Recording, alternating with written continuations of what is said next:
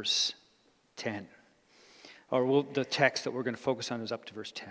But we're going to read the whole chapter just to get context. This is God's word.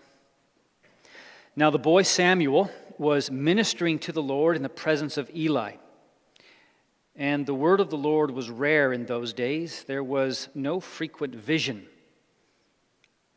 At that time, Eli, whose eyesight had begun to grow dim so that he could not see, was lying down in his own place. The lamp of God had not yet gone out, and Samuel was lying down in the temple of the Lord, where the ark of God was. Then the Lord called Samuel, and he said, "Here I am," and ran to Eli and said, "Here I am, for you called me." But he said, "I did not call. Lie down again." So he went and lay down. And the Lord called again, "Samuel." And Samuel arose and went to Eli and said, "Here I am, for you called me." But he said, "I did not call, my son. Lie down again." Now Samuel did not yet know the Lord, and the word of the Lord had not yet been revealed to him. And the Lord called Samuel again the third time. And he arose and went to Eli and said, "Here I am, for you called me." Then Eli perceived that the Lord was calling the boy. Therefore Eli said to Samuel, "Go, lie down, and if he calls you, you shall say, 'Speak, Lord, for your servant hears.'" So Samuel went and lay down in his place. And the Lord came and stood, calling as at other times, "Samuel, Samuel." And Samuel said, "Speak, for your servant hears." Then the Lord said to Samuel, "Behold, I am about to do a thing in Israel at which the two ears of everyone who hears it will tingle. On that day I will fulfill against Eli all that I have spoken concerning his house from beginning to end. And I declare to him that I am about to punish his house forever for the iniquity that he knew, because his sons were blaspheming God and he did not restrain them. Therefore I swear to the house of Eli that the iniquity of Eli's house shall not be atoned for by sacrifice or offering forever." Samuel lay until morning. Then he opened the doors of the house of the Lord. And Samuel was afraid to tell the vision to Eli. But Eli called Samuel and said, "Samuel, my son." And he said, "Here I am." And Eli said, "What was it that he told you? Do not hide it from me. May God do so to you and more also, if you hide anything from me of all that he told you." So Samuel told him everything and hid nothing from him. And he said, "It is the Lord. Let him do what seems good to him." And Samuel grew, and the Lord was with him, and let none of his words fall to the ground. And all Israel, from Dan to Beersheba, knew that Samuel was established as a prophet of the Lord. And the Lord appeared again at Shiloh, for the Lord revealed himself to Samuel at Shiloh by the word of the Lord. And the word of Samuel came to all Israel. Thus far, God's word. Brothers and sisters in our Lord Jesus Christ, what we see in 1 Samuel 3 is the light of the word of the Lord shining in the darkness. And that's what we're going to look at this morning. Originally, I had intended to look at the whole chapter, but as I worked through this chapter, it became apparent that there was too much to be said, that I would say too much in the first point, and I would have to jam a lot into the second and third in a very short amount of time. It was either have you here for about an hour or have you twice for 20 to 30 minutes. Pretty sure most of you would opt for the second. But what we see here in chapter 3 is the light of the word of the Lord shining in the darkness. And that's something that you see as you look at the context. We've been kind of working through 1 Samuel, and you see in chapter 2 what we just looked at a couple weeks ago is the evil of Hophni and Phinehas, the priests. They were ministering in the house of the Lord. They were essentially paganizing Israel. There was sex in the temple area, and there was self-serving religious leadership. They were fattening themselves off the people. They were being unjust. The next chapter, chapter 4, what we're going to see is they take the ark of God and they use it like a mascot in battle, like the pagans do with their idols. So there's the context of chapter 3 is it's right in the middle of the fall of the house of Eli. These are dark times for the people of God. But right there in the middle of the story, we see this little flame starting to burn. And that flame will bring a message of doom to the darkness that surrounds it.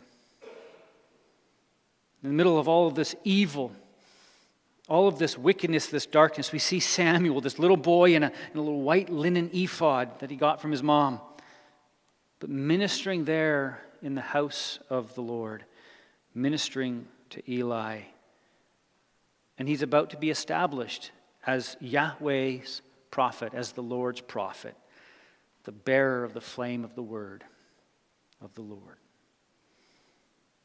Now that's significant both in the history of redemption, but also something that we need to hear just in our personal lives. It's a light that we all need in the darkness. Some of you may be feeling that God is perhaps silent and distant right now. Many of us have been going through difficult times, losing loved ones, seeing loved ones who are sick. We're trying to make sense of it. Why would God do this? Why is God doing this?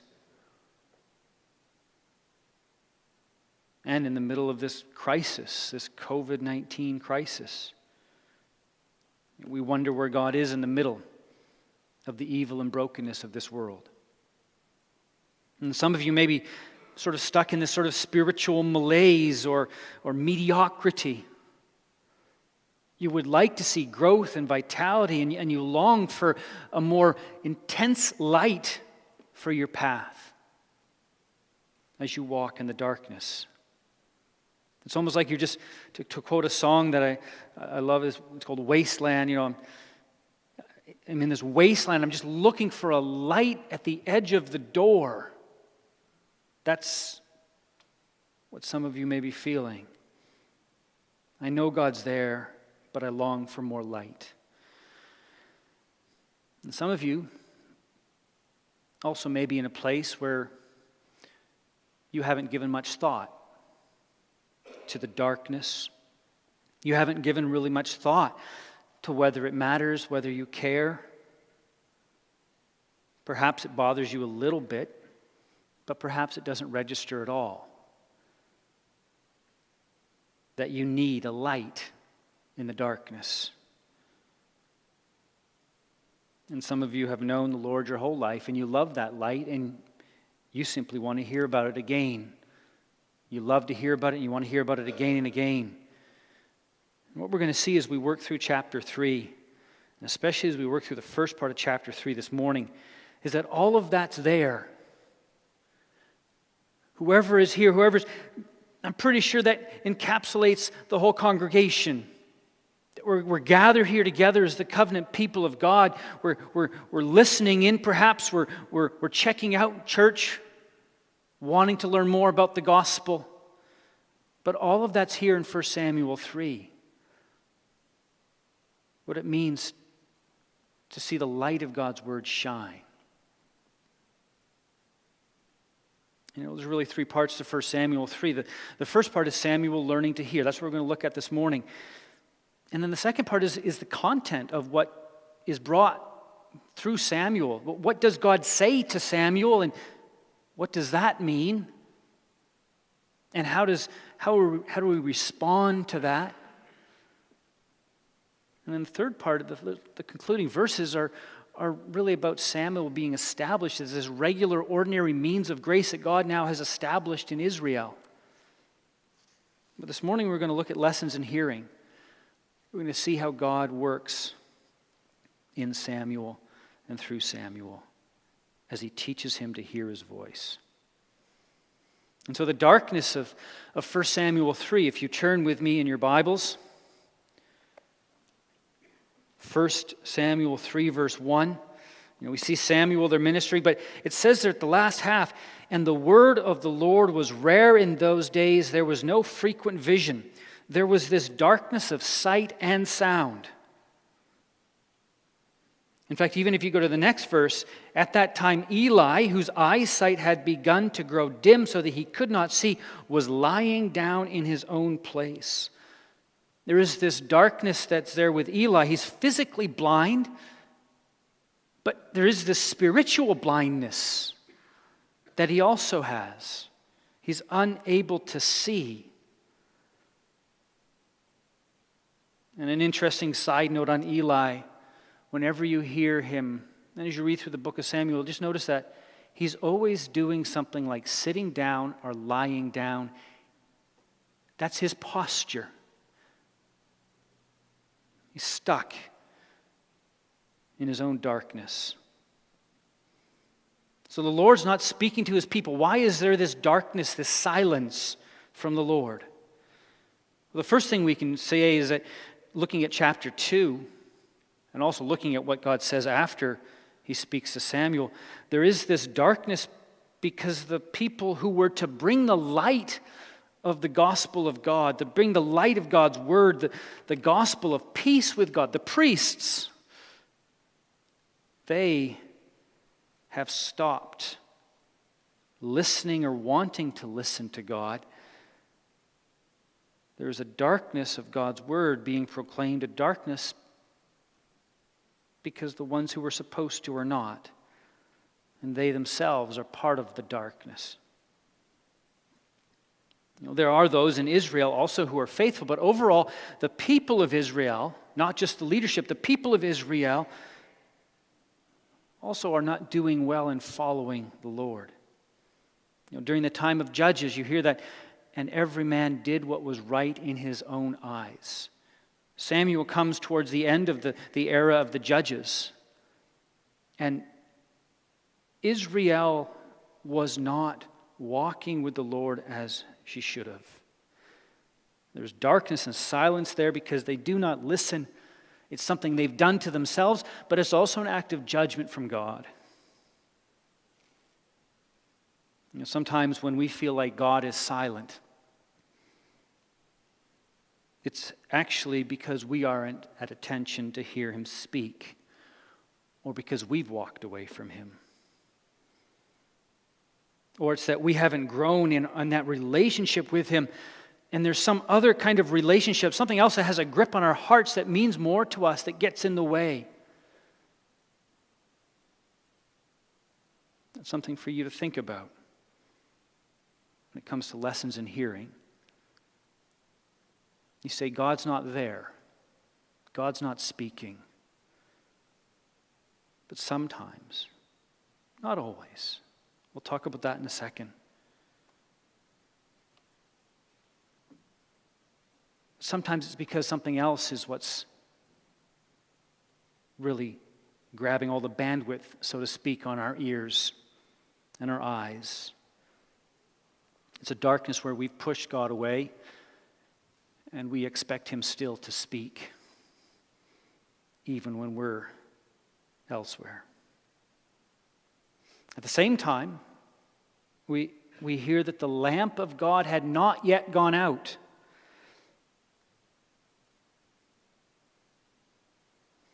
On the one hand, this is simply a time indicator. What you had, we read in Exodus 27:21 that Aaron and his sons, that's the high priest and the priest, they're directed to make sure that the lamp of God keeps burning until morning. And so, in a sense, the writer of 1 Samuel is giving us an indicator that whatever is happening right now is happening in the early hours of the morning. The lamp of God has not gone out. So this is the darkness before dawn. And Samuel is in bed, and perhaps even he was the one that was responsible for tending that. We don't know. Perhaps Eli needed help, and that's why Samuel was there. But it tells us the time. But at the same time, There's something symbolic and promising in the inclusion of that detail. It speaks to the fact that the lamp of God was still shining in Israel. That God's presence and the presence of the Word had not been extinguished. The promise is still there, flickering in the darkness.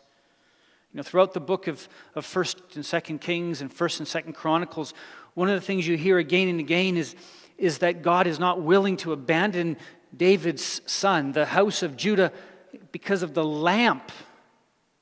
That the lamp of that promise to David, it needs to be kept going. There is this sense in which the presence of that light speaks to the presence of God's faithfulness to his promises. David himself, 2 Samuel 22 verse 29, which is also similar to Psalm 18. David speaks about the Lord being a lamp that turns darkness to light. So in the middle of the darkness, God's promises still stand. They still shine. But something's about to happen that's going to change the darkness and change the intensity and manner of light. Samuel's going to learn how to hear Yahweh speak. And so as we continue on in the text, verse 4, Yahweh called Samuel. We have that wonderful account of 3 times running to Eli. We're in on the story. We know that Yahweh is calling him. We sort of smile. Every time he says, "Here I am." The picture that you get in the text is he's running right to Eli. "I'm here. What can I do?" He's ready. He's eager. He wants to be there. And that phrase, "here I am," is not a phrase that simply means present or, "hey, yeah, I'm right here." It's something like, "yes, sir," or "yes, my Lord, I'm here. I'm at attention. I'm ready." When you see those phrases used, that phrase, it's just one little word in Hebrew, but when you see it other places in the Old Testament, it's oftentimes, "yes, my Lord," or "yeah, as you say." Interestingly, when the Lord calls to Abraham, says, "Abraham, Abraham," when he's about to kill Isaac, same word used, "here I am." When Moses is called, the burning bush, "Moses, Moses," Moses says, "here I am. I'm at attention, I'm ready." It's a sense of submission and readiness. And what we notice is when the second time he comes to Eli, right after that we're told an important detail. Verse 7, "Now Samuel did not yet know the Lord, and the word of the Lord had not yet been revealed to him."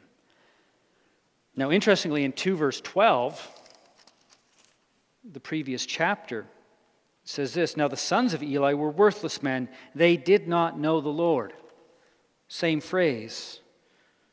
They didn't have a real relationship with him. They didn't love him. They didn't fear him. They treated him horribly, blaspheming his name. They had rejected Yahweh. But with Samuel, we have something different. He had not yet had God speak to him in that way. There is a sense that he is entering into the relationship, not that he has gone through the relationship and rejected him, but he is coming to know the Lord. He needs to learn. And what's happening here is the Lord is teaching him in these repeated calls, forming his relationship with Samuel. Samuel had been formed as a young child by Elkanah and by Hannah, and surely he was told about the Lord by them. And Eli would have taught him something of the Lord. But now the Lord is making himself known to Samuel in a unique way for a unique task. He's going to come to know the Lord. And God's going to appear to him and speak to him. But he needs to learn. And oddly, Eli is the one the Lord uses to teach Samuel. It's an odd choice in the fact that Eli had just been told by the Lord in the previous chapter that his house was doomed, condemned. because of what his sons did. But the Lord is doing something to Eli as well. In a way, you could say Eli is the one being taught. It takes Eli, it's another way of looking at this, it takes Eli 3 times to figure out what the Lord is doing.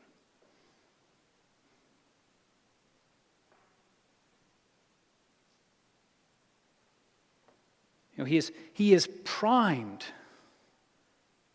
to hear what Samuel speaks because of the 3 times. But God uses Eli.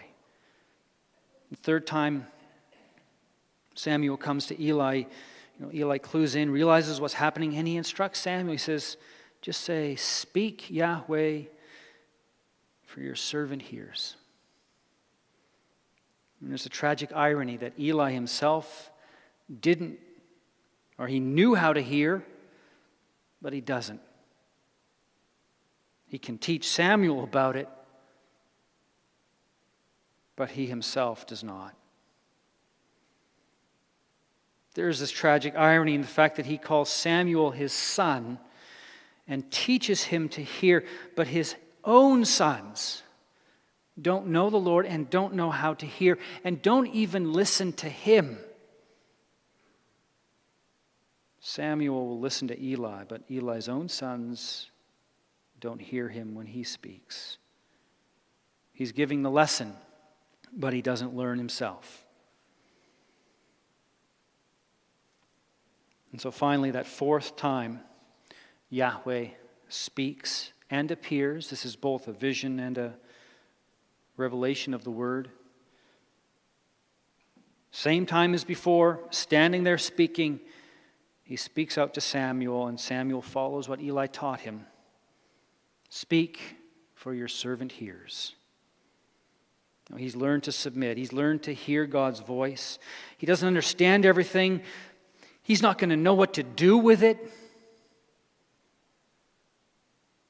But he is beginning this journey of listening to God speak, hearing his voice. As we look at these verses, these first 10 verses, there's 3 things that we can pull out of this when it comes to lessons in hearing. The first is that it's relational.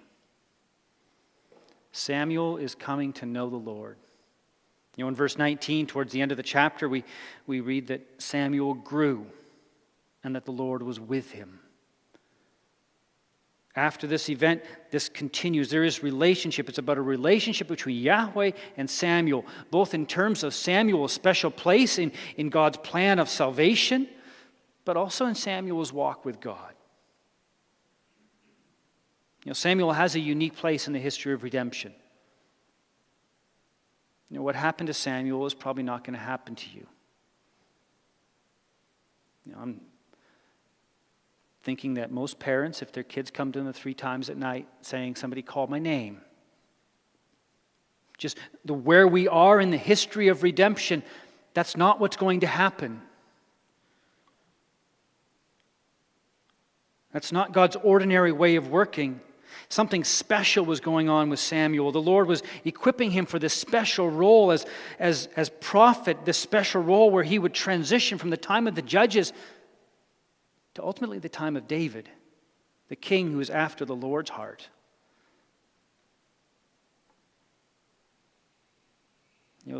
Yahweh, the Lord, will speak to Samuel as prophet. And what he's doing right here in this 3-time calling, this forming of this relationship, is about preparing his prophet as the one who will bring the word to his people, the one who will move along God's plan of redemption that ultimately will result in the coming of Jesus Christ into this world. Samuel will have a unique place in Israel, hearing the light of the Word of God and becoming a light to the nations. But there is something about the way Samuel learns to hear God's voice that happens for all children of God. As you grow up in the gospel, you learn to hear Jesus' voice, the voice of the Good Shepherd. You learn to hear the voice of your Father. Children, you learn it as you grow up.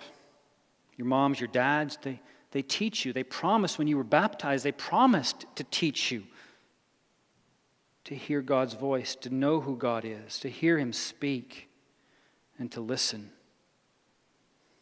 Young men, young women, they learn to grow in their relationship with God and develop ears to hear. For some of you who are in your late teens, early 20s, perhaps you're noticing it, that your ears have been growing and you've been developing an ability to hear. That there was a time when your ears sort of heard the words, but they didn't mean much, and now you're going, that means something to me that it didn't mean 5 years ago. I'm hearing. I remember years ago asking someone, there was an older retired minister that would preach around, and I was in my early 20s, and I remember asking, I was like, wow, is that guy getting better, or am I just listening? He says, it's probably a bit of both, but the point was, I had changed, my ability to hear had changed. And so I say to you, as you grow up, long for those times where you begin to develop ears to hear, that in your relationship with God, you grow up in such a way that you hear Him speak, that you grow up in that relationship. And older people continue to learn and to grow, to have ears to hear. Jesus says it says it in the gospel, says it in Mark 4:19. He also says it in the book of Revelation. He who has ears to hear, let him hear. You're never done learning to walk in that relationship with God and have those ears to hear. The walk of faith is one where we're constantly growing, constantly tuning our hearts to hear God speak. And hearing Him speak is about understanding the nature of that relationship.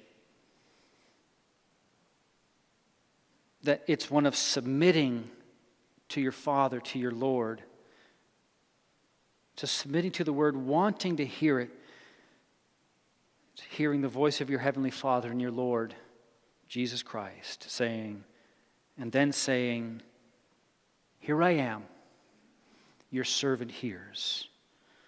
It's to follow in the steps of Jesus, who, as the author of Hebrews says in Hebrews 10:9, Jesus Christ was presented with a task from His Father. And what does He say? Here I am.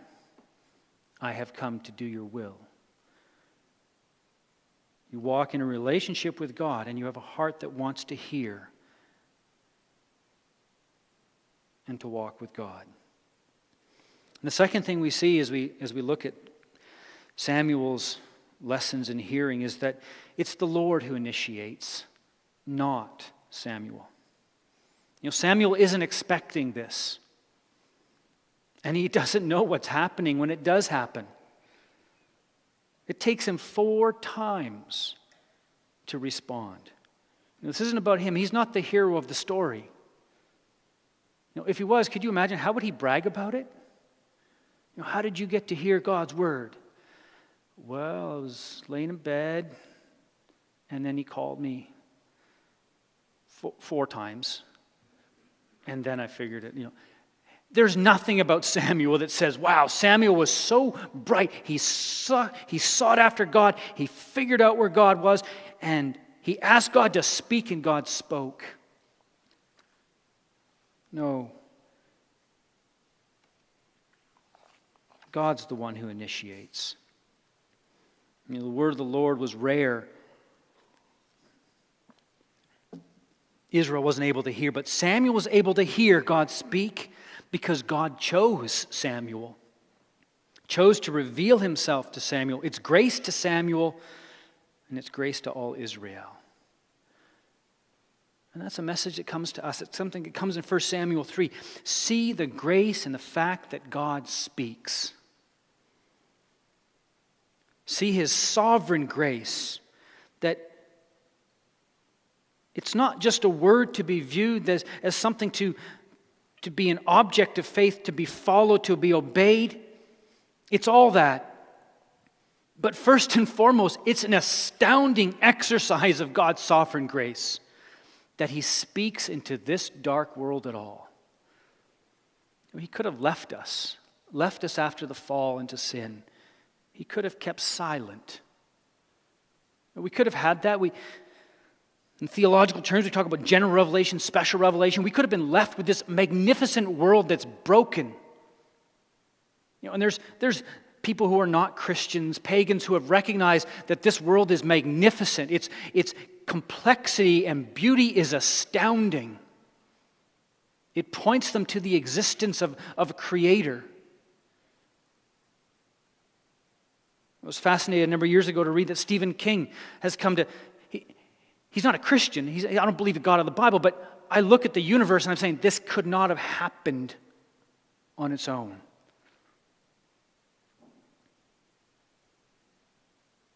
But he could have left us with just that and said, figure it out.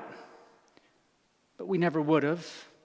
He could have left us to ourselves and we would have become horrible and more wretched than ever. But He speaks into the darkness. And there is the grace of His saving us in Jesus Christ, the grace of His love. But the first thing is the grace that He spoke. And God said. What is the first thing He speaks into existence? Is light. But the light of God speaking. His word creates, His word recreates. Hebrews 1, verses 1 to 2 says, in the past God spoke to our fathers by the prophets, but in these last days He has spoken to us by His Son. God in His grace speaks, and He speaks most loudly and clearly in Jesus Christ, His Son. Paul in Ephesians speaks of God unveiling a mystery, a secret in Jesus Christ. What we see is this grace that God speaks, and He speaks when we didn't expect Him or ask Him to. And we see that in Jesus Christ, the one who was most unexpected. God sent His Son even though we didn't ask for Him, even though we didn't expect Him. It's His will, His initiative. He loved us first. And God's grace breaks into our story. Our hope is it's not in our ability, but in His initiative. There may be times where you desperately want to hear Him. But the brokenness and darkness of this world make Him seem so distant, silent, or muffled. In those times you can know the light still shines in His Word. Look to that dawn. You're in the darkness before dawn, but look to the dawn. Look and long for a time of more abundant grace. It's at His initiative. He is the one who works. You can't make God speak. You can't make yourself believe. Some of you may be here. You've grown up in the covenant community. You say, I want to believe.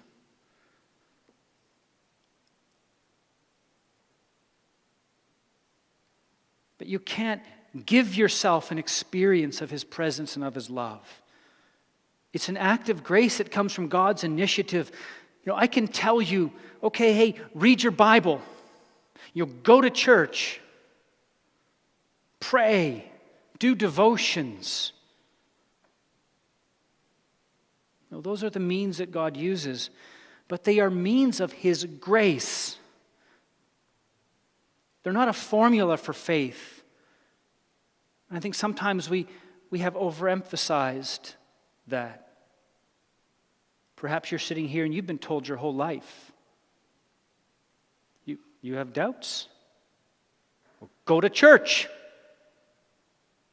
Read the Bible.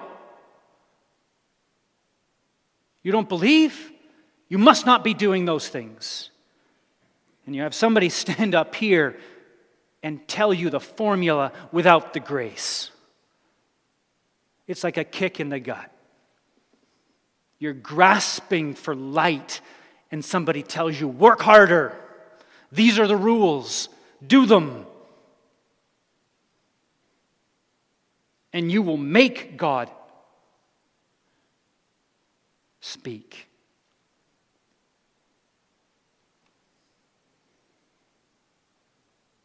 Those are means that God uses. Yes, read your Bible. Come to church. Pray. That's where God works. But don't put your confidence in your ability to make use of those means.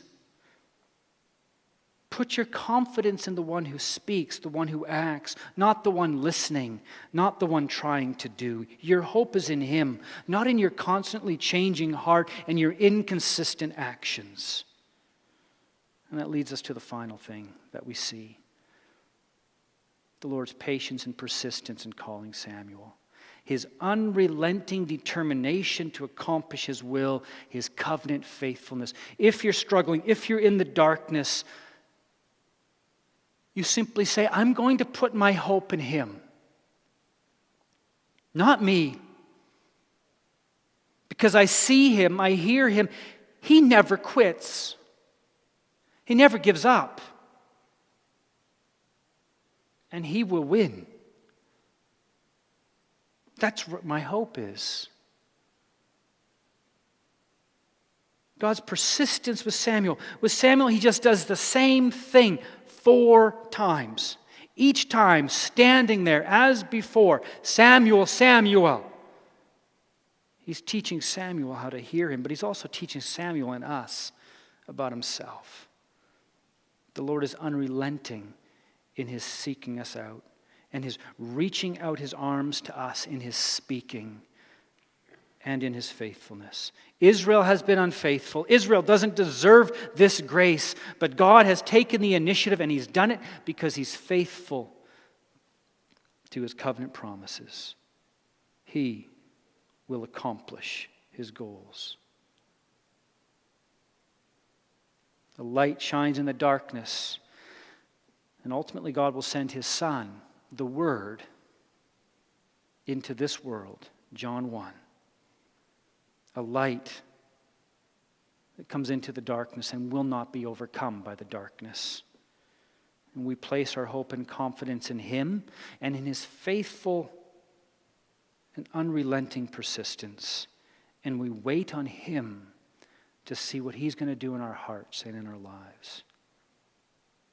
Paul in Philippians 2:12-14 instructs the Philippians, to just work out your salvation with fear and trembling, for God, it is God who works in you both to will and to work for His good pleasure. Work out your salvation with fear and trembling. In other words, God's doing something in you. In His unrelenting determination to work out His will, He is doing something in you. He will accomplish it with fear and trembling. See Him work. Imagine Samuel lying there in the dark, waiting for that 4th call, wondering when it was going to come, and then waiting after he hears that 4th call and says, "Speak, your servant is here, is listening. Your servant hears." What must have been going through his heart? What fear and trembling. Yahweh, the creator of the universe, the God of Israel. What is He going to do to me? What is He going to say to me? What is He going to do inside me and through me? And God's voice breaks through. He is faithful to His covenant promises, and He will make them happen in spite of ourselves, in spite of those around us, and in spite of the darkness. So as you grow in your relationship with the Lord, as you grow in your relationship with Jesus Christ, as you learn to hear, may your hearts be tuned to hear His voice, to hear His grace, to see his unrelenting faithfulness. And when you hear Jesus speak, may you see echoes of that relationship, that grace, that initiative, that unrelenting love. And when Jesus speaks, may you hear his voice. May you hear your home. Amen. Let's now sing in response to the proclamation of the gospel. We will sing Psalm 119, stanzas 40 and 42. And notice the psalmist there says, "Your word, it is a light unto my path."